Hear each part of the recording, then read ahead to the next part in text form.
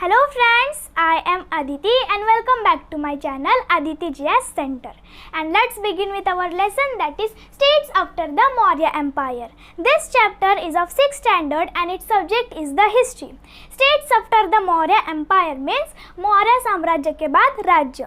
So this chapter consists of the two parts and already we have completed our first one part and now we shall begin with our second one part. So the second one part consists of the 2 points. The fifth point name is the Vardhan dynasty and sixth point name is powers in the northeast India.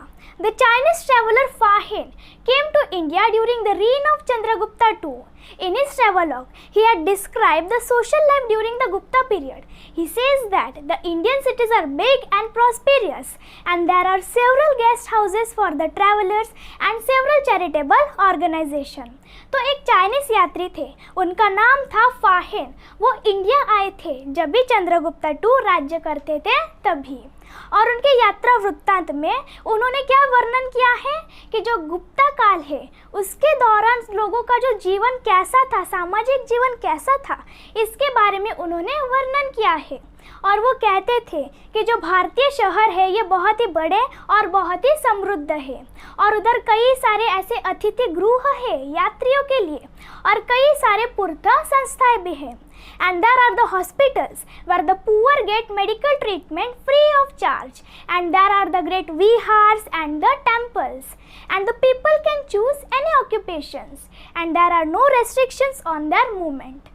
तो उधर अस्पताल भी है जिधर जो गरीब लोग जो होते हैं उनको मुफ्त में चिकित्सीय उपचार मिलते हैं और उधर कई सारे बड़े बड़े बौद्ध विहार्स भी है और कई सारे उधर टेम्पल्स यानी जो मंदिर होते हैं वो भी है और उधर जो लोग होते हैं वो अपने पसंद के व्यवसाय को चुन सकते हैं और उनके आंदोलन पर कोई भी विरोध नहीं है.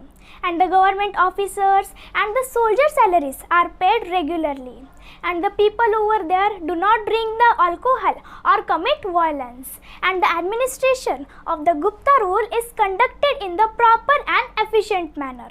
तो जो लोग मतलब जो गवर्नमेंट ऑफिसर्स होते हैं यानी सरकारी अधिकारी होते हैं और जो सोल्जर्स होते हैं उनको अपनी जो सैलरीज होती है उसे नियमित रूप से दी गई जाती है और उधर के जो मतलब और उनके नियमित रूप से दी गई जाती है और उधर के जो लोग होते हैं वो शराब भी नहीं पीते हैं और हिंसा भी नहीं करते हैं और उधर का जो मतलब गुप्ता राज्य का जो प्रशासन था ये बहुत ही अच्छी तरीके से और बहुत ही कुशल तरीके से किया गया जाता था. So now we will see about the fifth one point, that is the Vardhan dynasty यानी वर्धन राज्य. With the decline of the Gupta power, many new states emerged in the North India and the Vardhan dynasty was one of them. The Prabhakar Vardhan was the king of the Thanesar near Delhi and he was also the founder of the Vardhan dynasty. तो जैसे ही जो गुप्ता शासन है उसका पतन होने लगा तो वैसे ही कई सारे जो राज्य है ये उभर गए थे नॉर्थ इंडिया में यानी उत्तर भारत में और जो वर्धन राज्य है ये इसमें से एक था. और प्रभाकर वर्धन जो थे ये दिल्ली के पास जो थानेसर जगह है उसके वो राजा थे और उन्होंने वर्धन डायनास्टी वर्धन राज्य का भी शोध लगाया था. And his son Harshavardhan had expanded the Vardhan dynasty towards the Nepal in the north, up to Narmada river in the south and the Assam in the east, up to Gujarat in the west.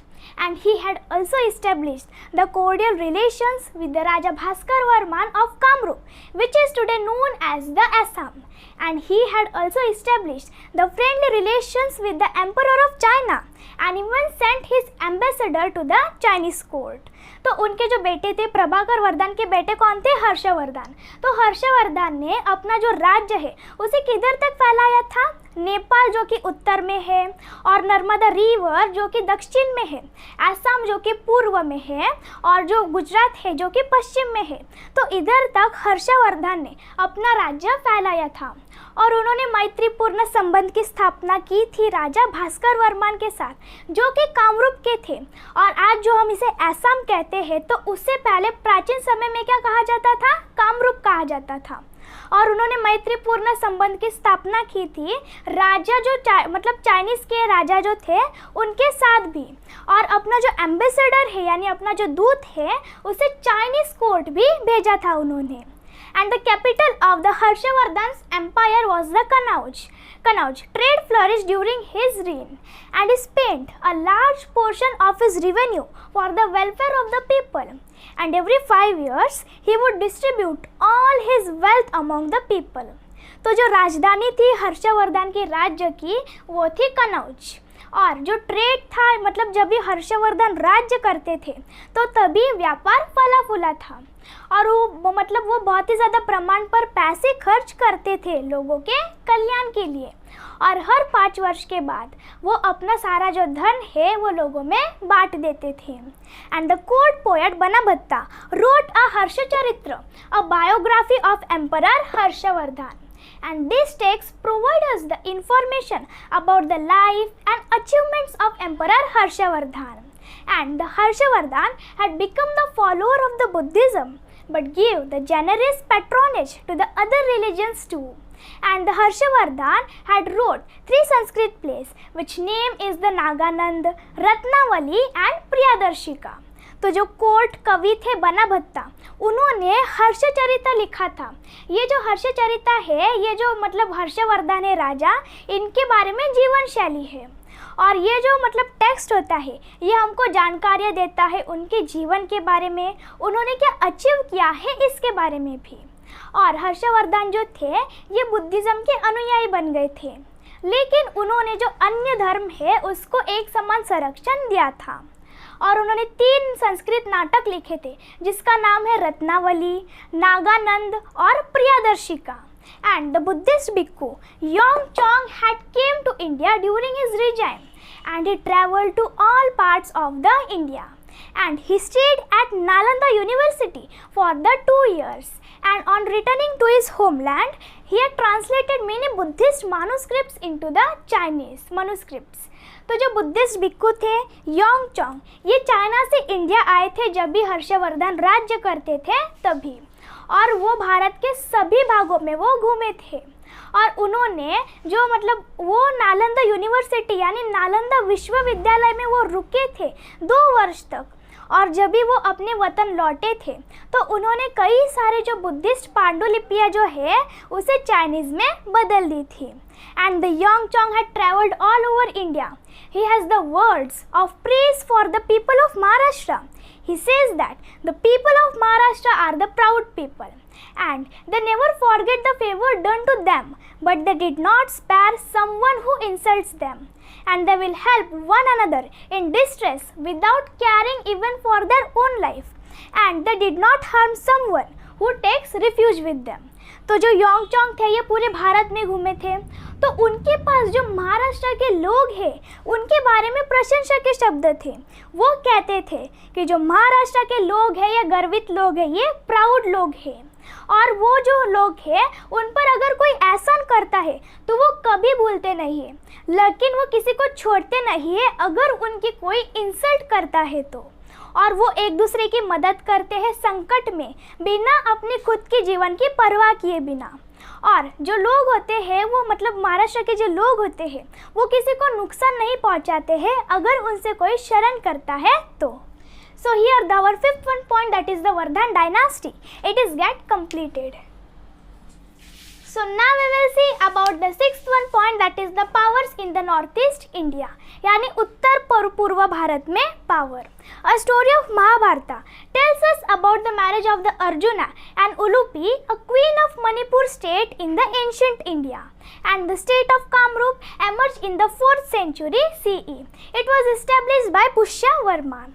तो जो story है, जो कहानी है महाभारत की, ये हमको अर्जुना और उलूपी के शादी के बारे में बताती है. और उलूपी जो थी ये जो मतलब मणिपुर राज्य जो है उसकी रानी थी जो कि पूर्व भारत में था. और जो राज्य था कामरूप का वो मतलब 4th सेंचुरी CE में उभर गया था और इसकी स्थापना पुष्यवर्मा ने की थी.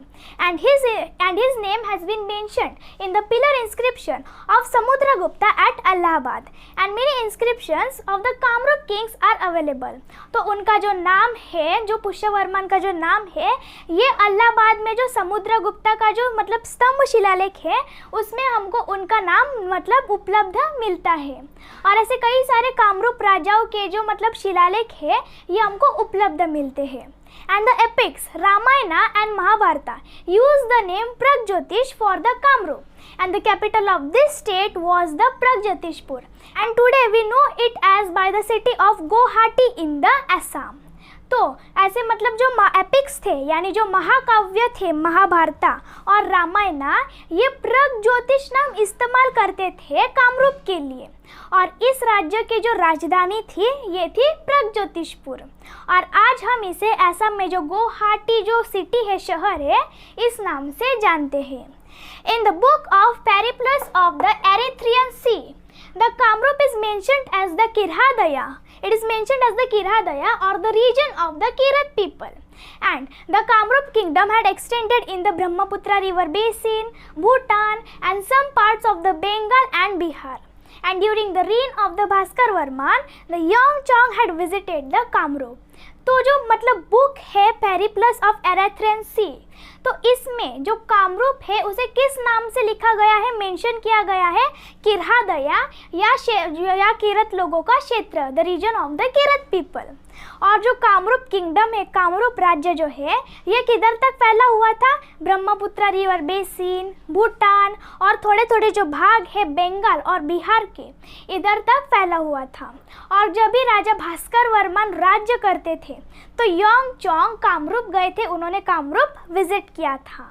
And according to the Indian tradition, the Kashmir was known as the Kashyapapur in the ancient times. The Greek historians have mentioned it by the name of the Kaspapiros, Kaspatiros and Kasperia.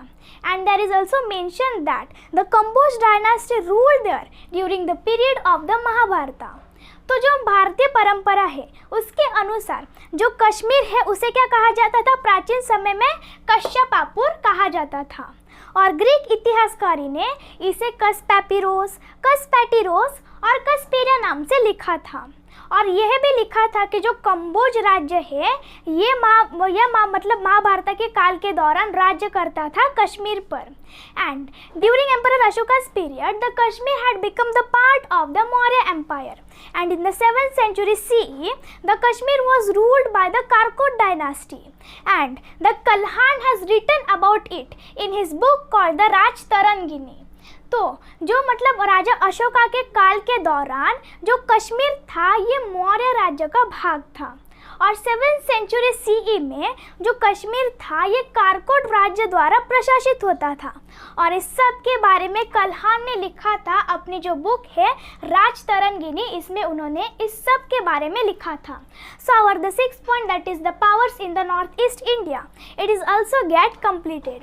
So our second one part of the chapter states after the Maurya Empire, it is full get completed, means our full chapter is get completed. In this part we have learned about the 5th one point, that is the Vardhan dynasty. Before that we have learned about the Fahin. The Fahin was the Chinese traveler who came to India during the reign of the Chandragupta II, and his travelogue he had described the social life during the Gupta period. And he says that the people over the India do not drink the alcohol and commit violence, and the Indian cities are big and prosperous. Then we have seen about the 5th one point, that is the Vardhan dynasty. In it we have seen that the Prabhakar Vardhan was the founder of the Vardhan dynasty, and his son Harshavardhan had extended up their empire, and the Harshavardhan had established the friendly relations with the Emperor of China, and even sent his ambassador to the Chinese court. And the capital of the Harshavardhan's empire was the Kanauj. And then we have seen the court poet Banabhatta wrote a Harshacharita, a biography of Emperor Harshavardhan. And these texts provide us the information about the life and achievements of Emperor Harshavardhan. And during this period, the Yeongchong had came to India from China during his regime, and he stayed at the Nalanda University for the 2 years. On returning to his homeland, he had translated many Buddhist manuscripts into the Chinese. Then we have seen that the Yeongchong had travelled all over India. He has the words of praise for the people of Maharashtra. He says that the people of Maharashtra are the proud people. Then we have seen about the 6th one point, that is the powers in the northeast India. In it we have seen about the story of Mahabharata. Tells us about the marriage of the Arjuna and Ulupi, she was the king of the Manipur state in the ancient India. And the state of Kamrup emerged in the 4th century CE. and the epics Ramayana and Mahabharata use the name Pragjyotish for the Kamrup. And in the book of the Periplus of the Erythraean Sea, the Kamrup is mentioned as the Kirhadaya or the region of the Kirat people. And according to the Indian tradition, the Kashmir was known as the Kashyapapur in the ancient times. So the second one part of the chapter States after the Maurya Empire is fully get completed. Jai Hind.